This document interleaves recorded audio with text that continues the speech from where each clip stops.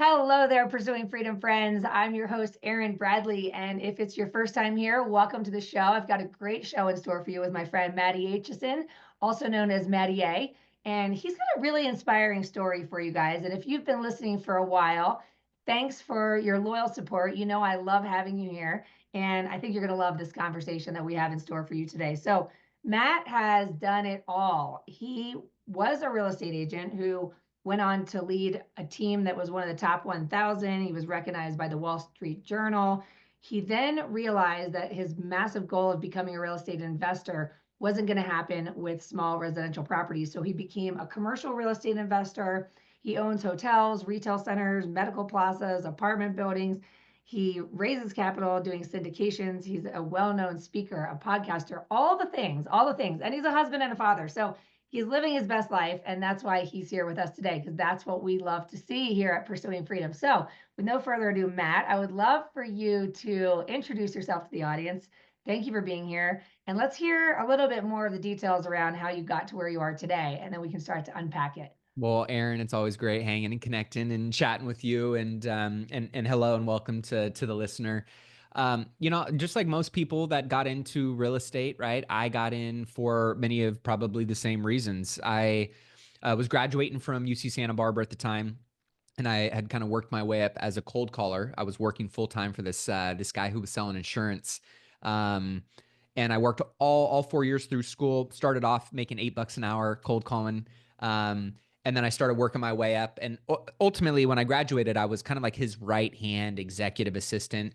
And the beauty was I got exposed to entrepreneurship and kind of being your own boss, helping people achieve their goals, providing a product and a service, but having that freedom and that flexibility, no cap on what you could make. And that really resonated with me. He wanted me to take over his insurance business because he was kind of on his way out and getting ready to sunset his business. And I just knew that insurance was not that product for me. And so for me, I moved back to Sacramento and I was interviewing at a bunch of different places, with this expensive piece of paper in my hand to make like 25, 30 grand a year. And this was back in 2010. Foreclosures were everywhere. The great financial crisis was well underway, that recovery. And real estate, my mom started taking me to real estate investor conferences and seminars when I was like 12, 13, and 14. And I Wow. remember seeing people up on those stages flashing big checks and like, when you're young, right, you're always money motivated. And when I came back from school, I was doing those interviews and I'm like, man, this is not going to get me financially where I want to go. So I started kind of going back to what is my hit list and all the things that I mentioned, but I also wanted to be in a space that allowed me to not only accomplish all of those things, but build wealth in the process. And there were only a few, wealth building vehicles that at that time I was aware of, and real estate being one of them. I responded to a Craigslist ad that said real estate mentor seeks real estate mentee. And long story short, that led me to a guy that was buying a lot of houses off of the courthouse steps at auction. And I ended up working for this guy for a year for free. I was working 70, 80 hours, a week. I was doing acquisitions and project management and dispositions. And while I was collecting a big goose egg, I was seeing that he was clipping 50, 60, 70 grand a flip. And I was like, man, I know all of these things. I was 21 at the time. I've learned that, these things are out there and available. And so that led me to my first flip, and I bought my first flip. I netted, I think, 106,000 off of it. And I used a private money first. I used a private money second because at the time I think I had like 800 bucks. I was still living at home with my dad. He wasn't even charging me rent because I couldn't pay it. And that was like my big light bulb moment of going creative finance, be a deal hunter, find value, connect the dots. And this could be something that, is a path I can pursue. So that really got me into real estate. That led me to starting my real estate team with the partner that I launched that real estate team with. At the same time, I started to flip a few houses in those first few years. And then I really started to ramp up, my flipping business. And I knew that investing was the side of the fence in real estate that I wanted to be on. And so I started looking at my time and energy being put into both of those businesses and what I was actually netting out of it. And I started to realize very quickly that my flipping business was way outperforming the ROI on my time put into my real estate business. And so I ended up selling my shares and my partnership over to my partner at that time. I went all in on flipping, and then started flipping 30, 40 houses a year. And I quickly learned that I'm only as good as my last flip, still vertical income, trading time for money. And I was like, man, I got to really start thinking about this whole passive income thing. That's something I really want to focus on. Um, so I started flipping two, holding one, flipping two, holding one, and started building up my single family portfolio. And then I started looking at, my numbers at the end of the year. And while my equity was growing, I'm lucky that I'm in California. My equity was growing. My cash flow was like 100, $200 a door, per month. And when you start adding up those numbers, my goal at that time was I want to get to $500,000 in passive income. And I want to do that over the next 10 years. And so when I started doing the math and reverse engineering how many single family houses I was going to have to buy and manage and all the stress that I was already experiencing with my small portfolio, let alone the big portfolio, I quickly realized that model and that goal was not aligned with what I was actually trying to achieve. And that's what led me into commercial real estate. So I bought my first strip center. Then I bought my first hotel, then my second hotel, then my third hotel. Started getting into bigger deals and 1031 exchanging and kind of repositioning my portfolio. Got into medical office buildings. So kind of have been exposed to a lot of different commercial real estate product. But for me, it became something where when I got clear on what my goal was and when I wanted to be there by, I was able to kind of reverse engineer. Hey, I just need to buy one commercial property a year that nets me 50K. If I do that for 10 years straight, I'm going to be at that passive income goal. And that's not including the appreciation and the equity that I'm going to get. That's not including the cost segregation or depreciation that I'm going to get to play on the tax side of things. So I really got excited about commercial real estate and just kind of took my 5-lane freeway of being a realtor and, being a flipper and, being a single family rental portfolio manager, and really started to kind of narrow that down into my fast lane, which was commercial real estate assets and operations. And that's the space that I've been playing in for the last decade. Okay, so there's a lot to unpack here. Okay, you started at 21, which is wild. And then it sounds like very quickly in your early 20s, you and your partner were already leading a team. So, one of the things that a lot of our listeners struggle with, I think, and I struggled with it as well, is getting out of our own way when we are used to doing everything ourselves, not realizing that that's creating the biggest bottleneck of all. So, how did you so quickly, so young, learn to relinquish control in order to grow? Because it's a key component of growth for anyone, whether they're brand new in the business or they're a seasoned veteran. And very rarely do I see that somebody in their 20s like understood that at the deep level that you did, and that you were willing to sort of put the pieces in place to be able to grow something so big to be one of the top 1,000 teams in the US. So just bring us back to that little season of life. Yeah, I mean, it was, I've always said, and I've always known this about myself. I was never the fastest. I was never the strongest. I was never the smartest, but I was always willing to work my butt off. And I was always looking to surround myself with people that were those things, knowing that through osmosis, I was going to gain a little bit of an edge and expand beyond what I could do just by myself. And so, one of my mantras, things that I live by, is I'm dumb enough to believe in myself and smart enough to take action on my goals. And I have always been a big believer that I'm a great leader of people. I'm not always the best executor, and therefore I just need to find the people who are world class at the things I suck at and empower them to be world class at those things and give them the tools, the resources, and the vision for us all to win together. And so by being in masterminds, being around other smart mentors, I quickly realized that the people who had the life that I wanted, who had the bank account that I wanted, that had the reputation that I wanted, a lot of them were, great leaders succeeding through other people.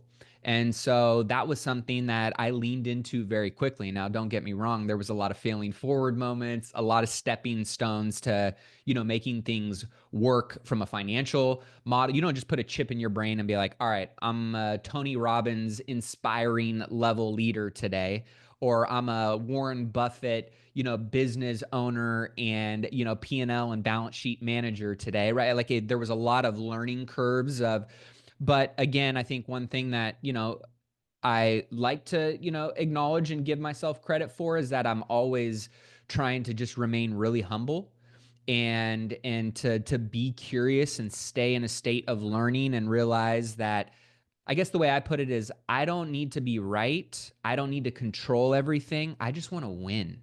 That's my mentality is like winning isn't everything, but wanting to win is. And so anything that I do, I want to do it to the best of my ability. And I do want to be the best. Now, that doesn't mean I'm always going to get those results. But part of being the best is knowing that what sport are you playing in real estate is a team sport.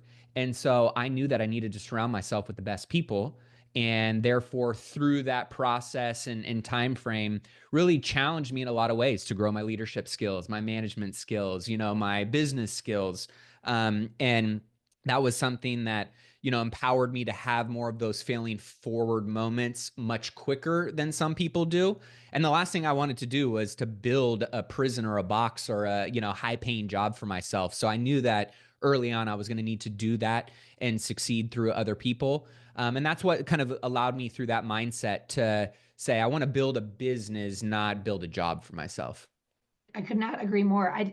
I was one of those things where it wasn't until after the fact, after just enlisting the help of one team member, when the business more than doubled, and I found myself feeling like, oh gosh, it makes so much That's what they're sense. talking about. Yeah, I'm like, you are so good at this. Look at you enjoying that and being so good at this. And I stuck at it and I hate it, but I've been over here doing it for the past almost 10 years. It's Yeah. just crazy, like how it can be so energizing to surround yourself with people that you really care about and to pour into them and to see it. I really believe that real estate in all of its forms can be an incredible life-changing catalyst for abundance and growth and freedom. And it has the potential to be the albatross. Like you said, like I didn't want some big job that was going to suck the life out of me. I wanted a business. So Yeah. I love that. Yeah. I think too, when you know that you are playing that team sport and you are going to have to get to the next level through other people, not because you, me, we're not scalable. Everybody listening, we are not scalable. We all have a finite amount of time every single day. Therefore, you can only do so much. So there is some, invisible ceiling that you're banging your head up against no matter what level you're playing at, right?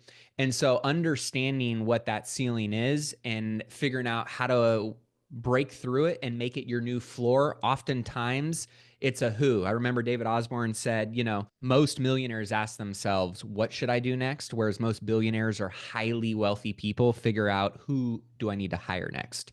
And so when you kind of go down that path, even though it's scary, right? I remember taking on my first employee and a salary, and then you take on your second. Those things are somewhat nerve wracking. And to your point, when you hire talent, when you cast a good vision, when you get them in the right seat of your org chart, when you empower them with the right tools and training and inspiration and leadership that they need to succeed, and you guys can collectively win together, it is such a God wink and such an affirming thing that this is the way, this is the path, right? And so to me, as I made a good hire, and don't get me wrong, I made a lot of bad hires too, but as you learn to make good hires and you get the affirmation of the risk that you just took was the right decision, it gives you more confidence to continue down that path, which empowered me to start thinking more from a business mindset and framework versus I got to protect this because I don't want people to mess it up or this to happen. And I really got desensitized to the idea that failing was a bad thing. And I got actually excited and ignited to find ways to fail faster, knowing that that was going to get me to the next level that I was aiming for. So good. I want to take this recording and just I'm gonna play it for everyone in my coaching community, in my life. I might just have my son listen to it. It's like so many golden nuggets. I absolutely love it. We're definitely gonna bring you on as a guest inside of my coaching community because I want people to be able to meet you and pick your brain. You're speaking my language. I love it. All right, so let's talk about something else. One of the things that I wanted to ask you even before we started recording, and then you alluded to it, and it really comes back to that whole don't go it alone. And I always tell people, you've got to spend time with people that remind you of your future, meaning we all have these impulses, these ideas like that would be cool. Like you listen to somebody on a podcast, you see someone on a stage, you read a book, and you're like, that does sound pretty good. But how, right? And it's like, it is the who. So, can you talk to us a little bit about how you learned? Because I'm even intimidated by buying commercial buildings, and I've had plenty of residential investments. And I know that if I wanted to go buy a commercial building, I would have to get into a mastermind, hire a coach. Like, what was that for you? Who was your mentor? Who was that lighthouse in the storm that made you think, you know what? I can do this. I can do this. And this is the person who's going to show me the way, right? Or did you figure it all out on your own? No, I wouldn't say I figured it all out on my own by any means. I mean, my life's journey has been an accumulation of just amazing people that have poured into me. I constantly look for what I call my barrel of monkeys. The plastic barrel of monkeys. They always have one arm up and one arm down.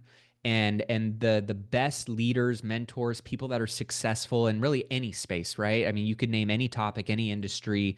There are always people in that industry that are looking to go up and take their game, their business, their wealth, their customers to the next level.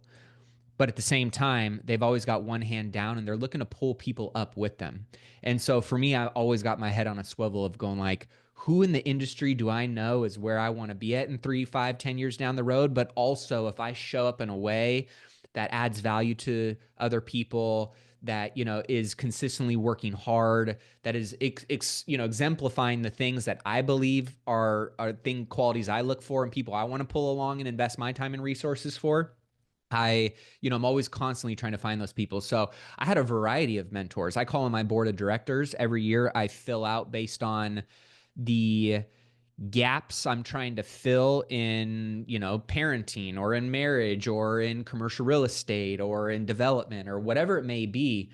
Every year I fill out a board of directors in all the categories of my life of the people that are either direct mentors I want to connect with, learn with, be in proximity to, or influencers, leaders, educators that maybe I don't have direct access to them, but I can watch. Tony Robbins was one of mine one year where I was like, so I try and identify the people that I believe have the skills, the relationships, the results, the knowledge that I am looking to kind of hack into and find a way to get in proximity to them. And so that was joining masterminds, hiring coaches, and really investing in those relationships.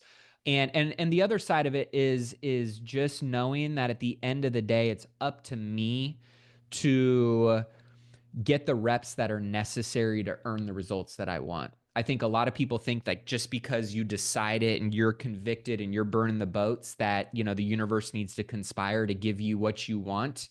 And while that is, I think a component of it, for me, it was, I just need to sit down to this chessboard and I need to play like 100 games of chess to figure out how all the pieces move and what the strategy is and understanding all the different outcomes. And by the 100th time I play that game, I'm going to have a much more confident and clear understanding of how I want to play it going forward versus the first time you sit down, you're like, what do these pieces do? Like, how does this game go?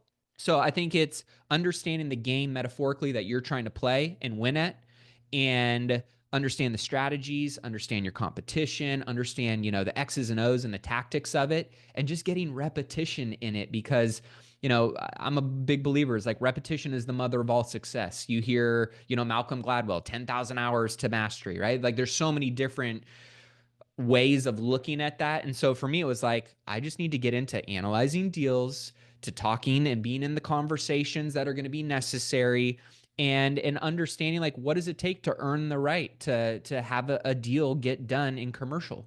Just like real estate took me some time to understand all the lingo in real estate, or just like mortgage took you some time to understand how mortgage works, like commercial is the same way. And if anything, the mechanics of it are much easier. The ROI on your time, energy, and resources is probably 5 to 10x what you can get in single family.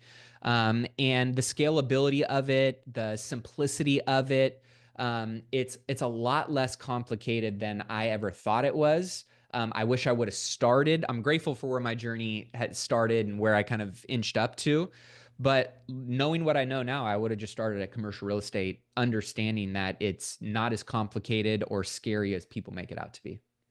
One of my questions I have always had, and I think this is more just because I live in a state that has become more expensive, like in Colorado. Mm-hmm. Do you feel like a key component of strategy today versus when you started is geographic? Are there markets that you target, or do you believe, or is it important to you to be near your buildings? Because are you still in California? Yeah. Yeah. I mean, I've got one of my strip centers is literally probably a 2 minute, drive down the road from my office. I've got some assets here locally, but I'm actually looking at divesting most of my assets out of California. I always say that, if the deal makes sense, I'll go anywhere in the country, honestly. I'm an opportunistic buyer. So that's my investment strategy is opportunistic or value add. If there's real, margin and yield there, and if I can feel comfortable mitigating the risk and getting the right team in place, I've got investments in multiple states all over the country. Cool. So I don't think that you can still find good deals in California. You can still find good deals in Texas. You can still find good deals in Florida. There's more competition. It's more challenging. I do believe, and we're seeing this firsthand with the LA fires, policy and politics matter in commercial real estate in a big way. And they're obviously impacting, the real estate industry and real estate homeowners in a lot of different ways. So I think those are some of the things that, I look at and think about when taking certain risks in certain states.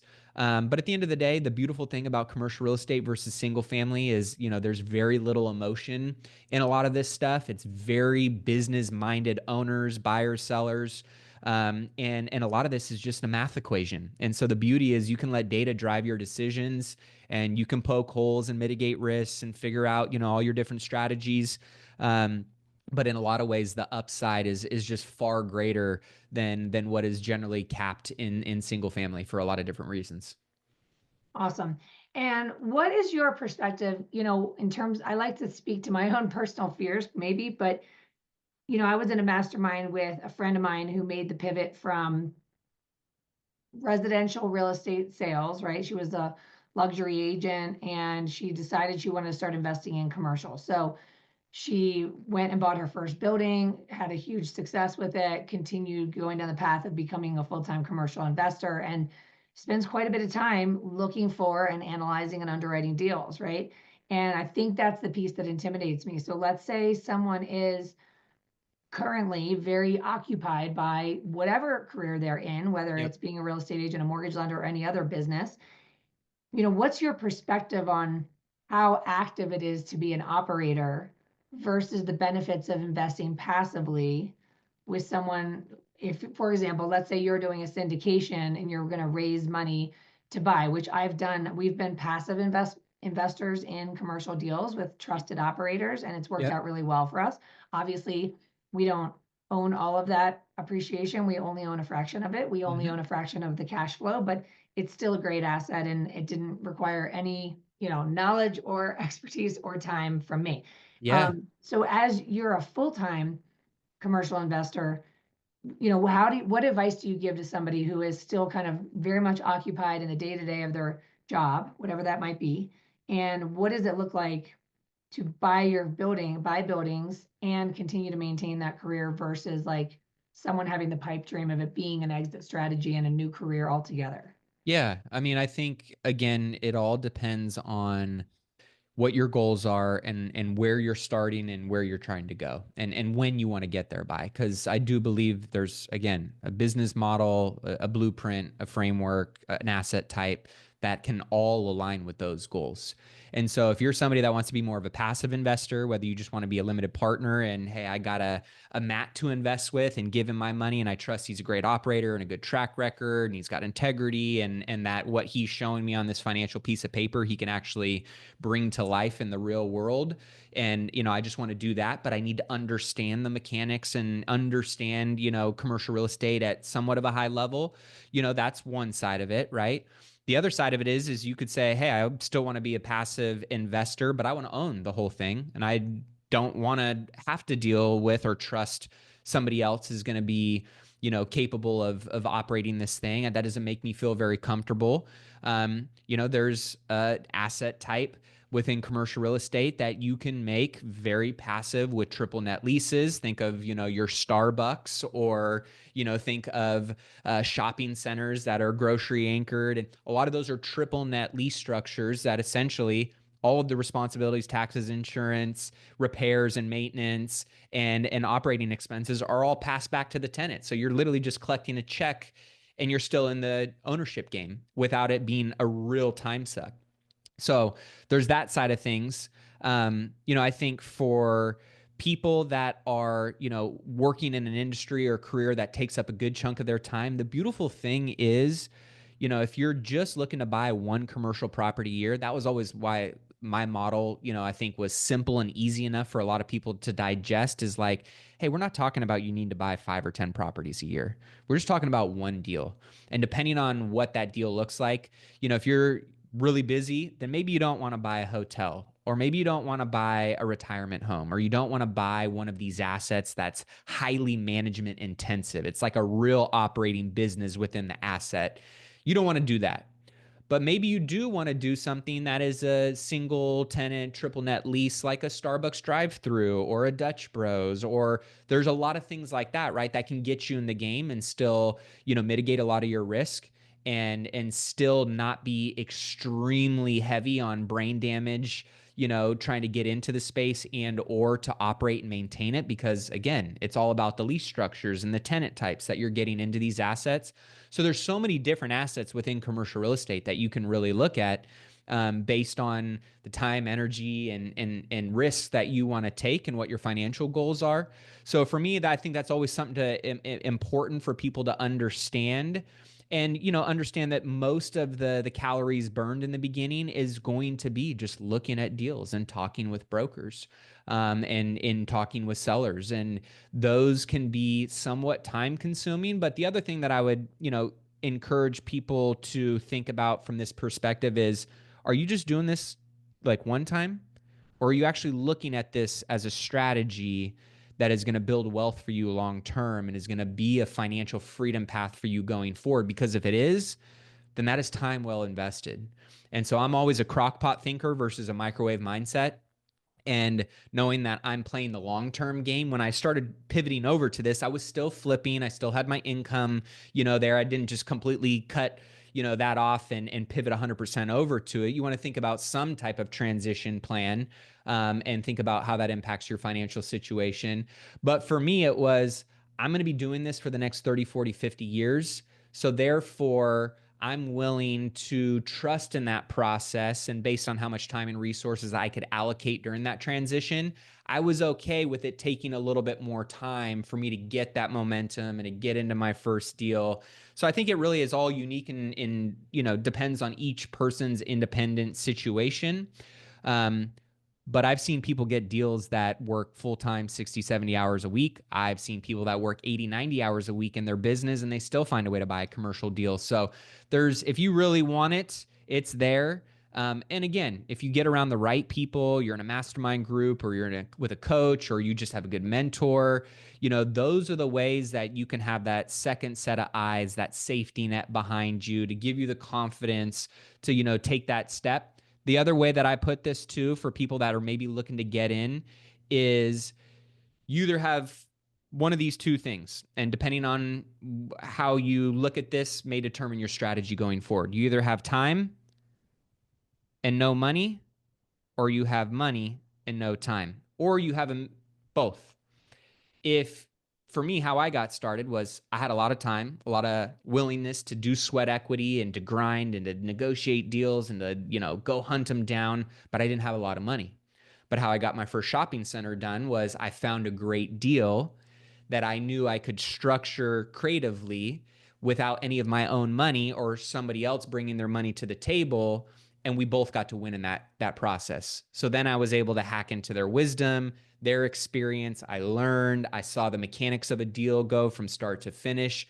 And that was worthwhile to me. And I just took a sliver of it. It's better to own a slice of a watermelon than 100% of nothing, or a grape, right?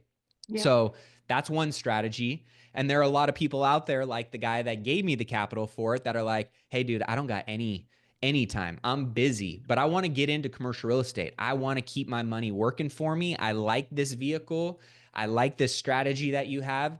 So here's the money I have, and you're going to be the horse that I jockey up on and run around the racetrack with, and we're both going to win together.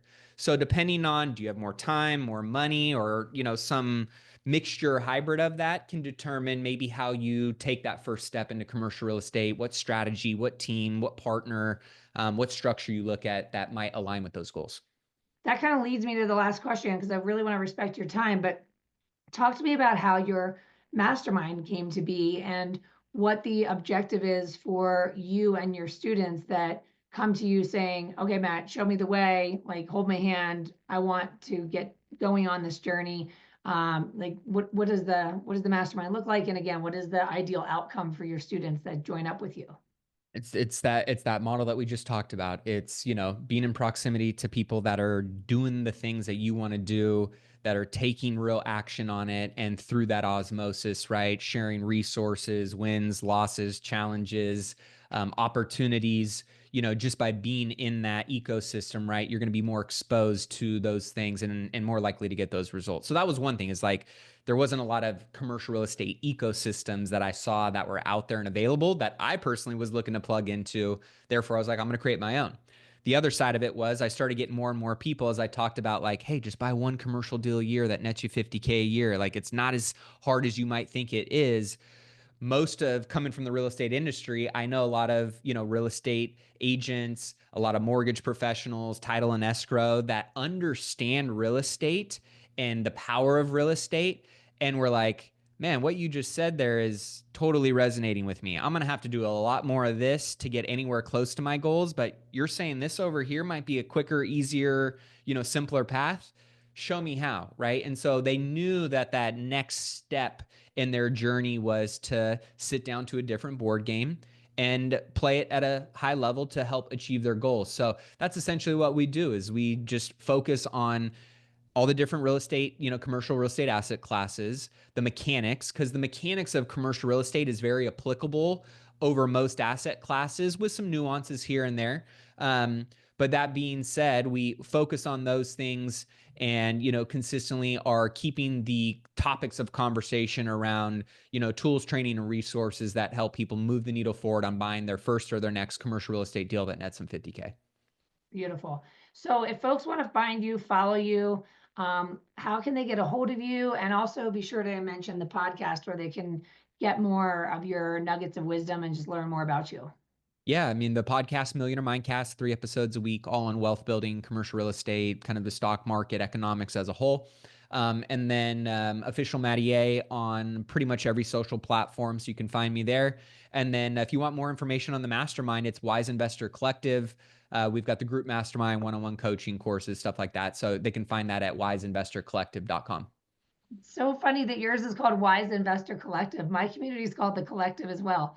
See, there's some synchronicities here. The Wise Investor Collective. You got it, Wise Investor Collective. Okay. I might be in that room here soon because I keep on feeling like buying commercial buildings keeps creeping into my brain. And I'm like, all right, when the time is right. And so I'm getting more and more curious. And so this conversation has sparked my wheels turning in a big way. So yeah, I want to respect your time, but thanks, Matt, for being on the show. I really appreciate you taking the time to join us and share all this. It was really powerful. Thanks so much for having me, Erin. To all my friends out there pursuing freedom, what did you think of this episode? We love hearing from you. We've been talking a lot about this, me and my other podcasting friends, that we have these conversations and we're like, is anyone out there listening? What was your big takeaway? Shoot a DM to Matt on LinkedIn or Instagram or wherever you find him or wherever you hang out. Send me a DM as well. Like, what was your aha moment? What are you going to commit to taking action on? This is a big one. Let's not be inspiration junkies, guys. Every single person that has ever joined us on this show might have an inspiring story like Matt. And what's the difference between Matt and us? The decisions he's made to take action. He's doing it, and we can be doing it too. So don't be an inspiration junkie. Commit to taking action. Shoot me a DM. Let me know what your commitment's going to be. And by the way, let's have a little fun along this journey. We're here pursuing freedom. It's available to each and every one of us. So let's not play small. 2025 is the year of the quantum leap for me and everyone else I talk to.